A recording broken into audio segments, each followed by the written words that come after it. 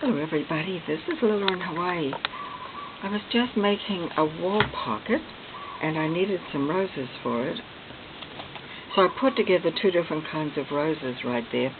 And while I was making them I thought I'd just go ahead and make some more.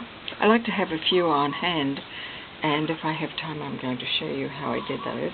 First of all, I'll just pick up that if you want to see what that was. That's the pocket, and that's the top of it. It hangs.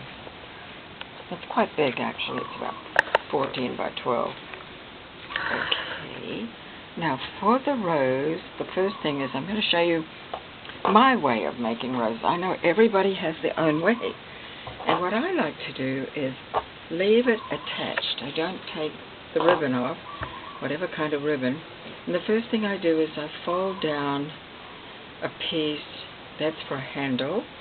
And then I fold it, about 2.5 inches maybe, or 2 inches, about 5 or 6 centimeters. And then I roll that, just roll that, and that's going to be the core. It's fiddly, it's a little fiddly. Gotta have the patience of a saint, my mother used to say when she saw me making these. Okay, so now I've done the core, and that's kind of the important part of it. It holds everything together. And I've gone through the core, the bottom a few stitches. Still have that tail on there. Now I'm just going to start rolling. I fold it down and roll. Fold and roll. And sometimes I roll twice before I fold it. Doesn't make any difference. Kind of gives it a little oomph. And you can fold backwards or forwards. This time I'm just folding backwards.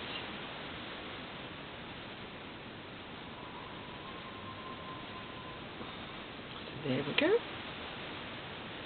And that's kind of about big enough for the rose. And then when I get to the end of that, I fold this down below. Then I take this, which is still attached, and I wring its neck, it's called. And then I make a few stitches through there. Kind of hard to get through all the layers sometimes. I try and use a softer seam binding or softer ribbon, like a silk ribbon or something, because if I don't, it's very hard to get through. And you do have to use a pliable sort of ribbon. So there's a little rosebud. And the next thing I do is, of course, I usually wet them or dip them in my coffee or something. But to me, it's not quite full enough. So I'm going to cut off a piece because it was unfurling in the wrong direction. Okay, I'm going to do a little more on it. I've already sewn it and ringed the neck of the bud, but I can still go around and put a couple more layers.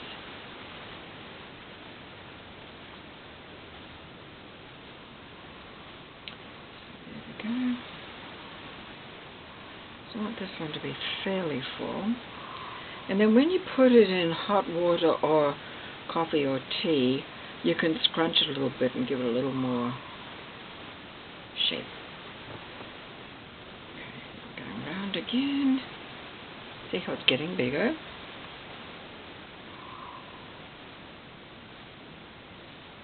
There we go.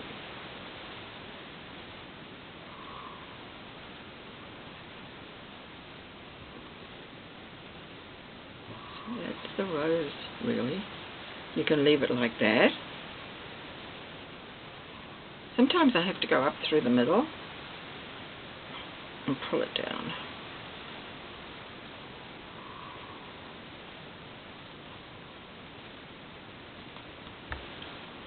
There we go. See, did I get that? Yes. So there we go. That's the rose. Now, if I wanted to add a leaf to it, I've got one simple way I do a leaf. I always double my thread because I get it all messed up. Okay, here we go. So Well, I'll show you on this. This piece of ribbon's already cut for a leaf. So all I do is I fold it into sort of a overhand knot. I'll try to. And then I put it through the stem, which is still attached, you know.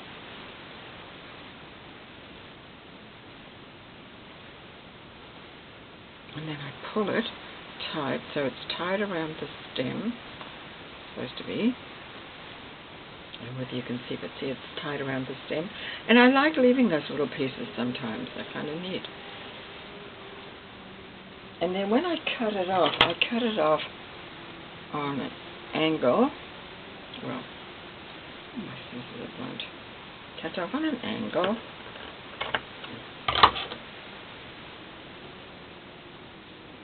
So there's a little rosebud, and as I say, then I dip it in tea, coffee, or hot water and give it a scrunch, and it ends up looking a little more wrinkled, a little tighter, like that. Depends on how tight you want it to be. So that's the rosebud that I put on there. I put 2 of those on the pocket. You see the pocket there? I put 2. 1, 2. I just sort of turned them sideways. Then I made a sort of a primrose. And for the primrose, I need a longer piece of thread. Let's take this. And for that one, I do usually cut it, and I make it 10 inches.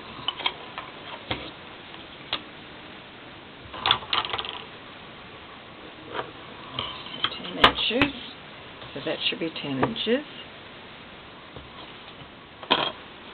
And each of the little petals, there are 5 petals, they're going to be about 2.5 inches. So here. So you started on one end. This is a slow one. You go down to the bottom of the ribbon. Then you gather. I always gather away from me because I can push the needle against my fingers. And when you get to about 2.5 inches, you do have to go to the other side. Again, wrap it over. That's important. You've got to wrap it over the ribbon. And then you go back. So that's 1 petal. I'll go back, and there's 2. I've got carpal tunnel in this hand, and I'm having a hard time. It's getting better. It's not as bad as it was. So, but my fingers are sort of numb, and I can't feel anything on that side. It's probably a good idea because I prick myself occasionally. Okay, here we go. That's petal number 2. Okay. This petal number 3. Sorry it's taking so long, but that's the nature of the game. So that's petal number 3. I'm going down here.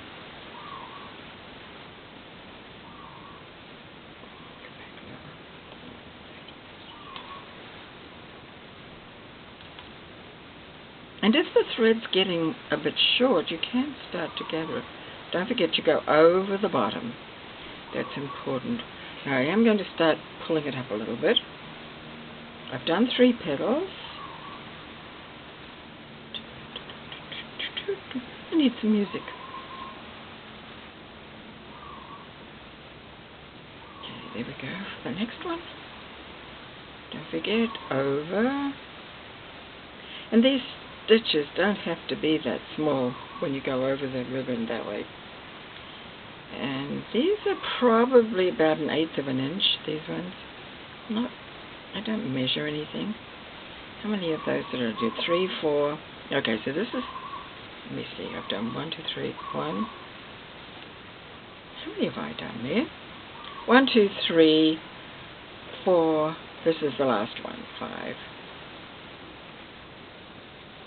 And you come back to where you started. Hopefully you can find that. And where you see the knot, where you started right off, that's where you put the needle through, and you try not to twist the ribbon, and if it does, of course you have to untwist it.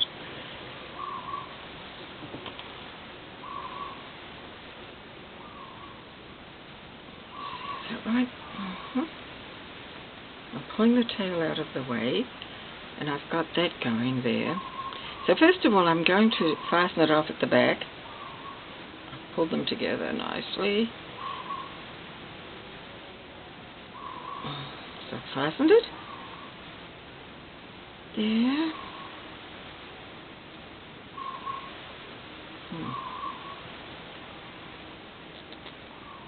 Okay. Now I'll just finish that off a little bit. This little tail I'm using as a backing, sort of.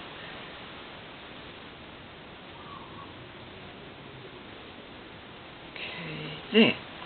So there's the 5-petal flower, and I'm going to put a pearl in the middle of that. So what I'm going to do is I'm going to go back. Still got the tail on at the back because that gives a little support. I'm going to give a pearl. The thread's still attached. Okay.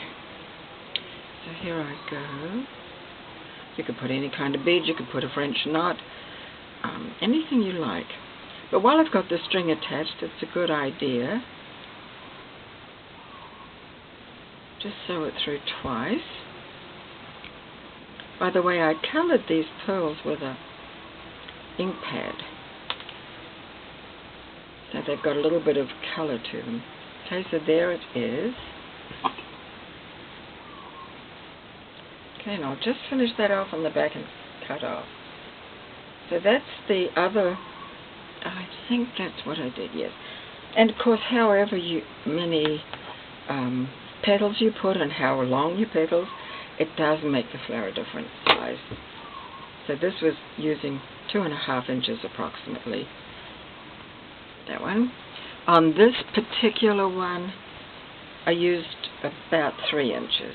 That one. So that's that. So there you go. Pretty. And then often I do put a leaf, but here's another one. Same idea. Oh no, sorry, this is not. Forget that. This is the other one. So this one was made with some pale dove grey, and I must say it's very difficult to work with a thicker, it's almost a taffeta, and it gives a different look. So that's that, and there's some more. I'll just put those there.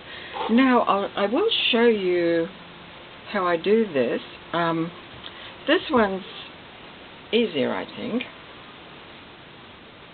The first thing is I cut off 6 inches. Let's see. Shall I make it with that? I think I'll make it with this. So 6 inches. This one has 6 inches.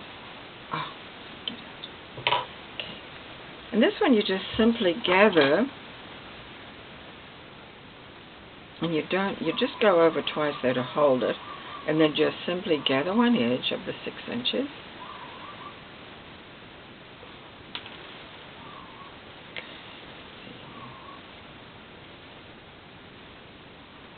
I have to leave that a little longer. Oh.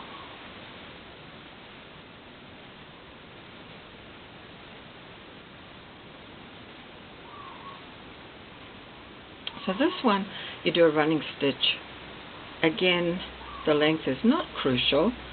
The smaller the stitch, the tighter the rosette will be, though. I usually do it about 1/8 to 1/4 of an inch, depending on the look I want. This is really quite a fast one, and there are many variations of this one that you can do. It's really up to you. So I've gone right to the end. I pulled it through,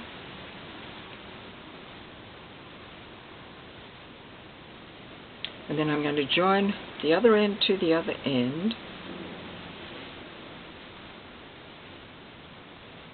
but I'm not finishing it off for a minute. I'm just leaving it like that for a minute with the hole in the middle, because I want to put this will do. I would have put a knot in the center, and so the way I make the knots for the center of the flowers is I make an overhand knot, and I make another one. That's 2. 2 might be enough. I'm going to do 3. And when you get it like that, pull both down together and then put it in the center of this. A little tricky to hold everything, I must say. Now, and I've made it blue so you could see it. See. Of course, you could make it matching. As in this one, I made it all blue. This one is that sort of mushroomy color with the blue, so that's through there, and I'll just finish that on the back. Now you could leave, if you used green for the center, you could use these as the leaves, these tails, like so. That would be nice leaves, or it could be a little embellishment just like that, so that's entirely up to you. I don't think I'm going to put a leaf on this one. So there we are, that's it.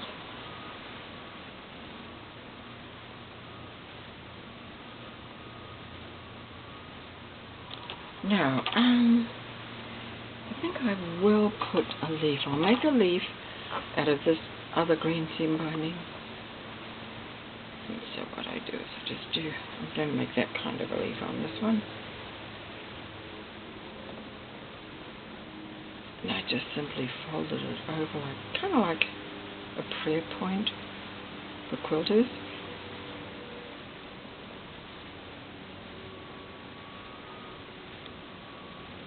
Fiddly fiddly. Oh my goodness. Okay, so there's one little, I'm going to cut off, I don't like that blue there. Gosh, I hope I don't cut the thread. Okay. So there I've made that little, and I would make another, I'm not going to take time to do that. Okay, but anyway, if I was going to make more leaves, I'd make a second one like that. Put that on there. And as I say, once you dip it in some coffee or tea, you're away, and it looks good. And you can give it a twist, you can crunch them up, you can make them more closed instead of open, and just really according to how you like it. I think I'll cut that off.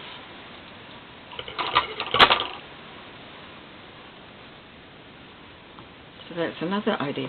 So anyway, hope you like that. That was the way I make some of those flowers. This is just some ideas. I will go ahead and pick this camera up, and I'll show you another close-up. Yeah, let me see. Oh, I've got another one. This one was some hand-dyed. Okay. Now the little scraps, don't ever waste them, because you can put all the little scraps together, and you can sew, pile them on top of each other, sew through them, put a bead in the center, or sometimes I just join them all onto each other like so, with a running stitch all the way down, pull it up, and it gives me a little filler flower that looks like that. I don't know if you can see that. Okay? So I'll just pull the camera where you can see that. Here we go. So those are the flowers that I showed you. This is the easy one with this, sometimes 6 or 8 inches. That one.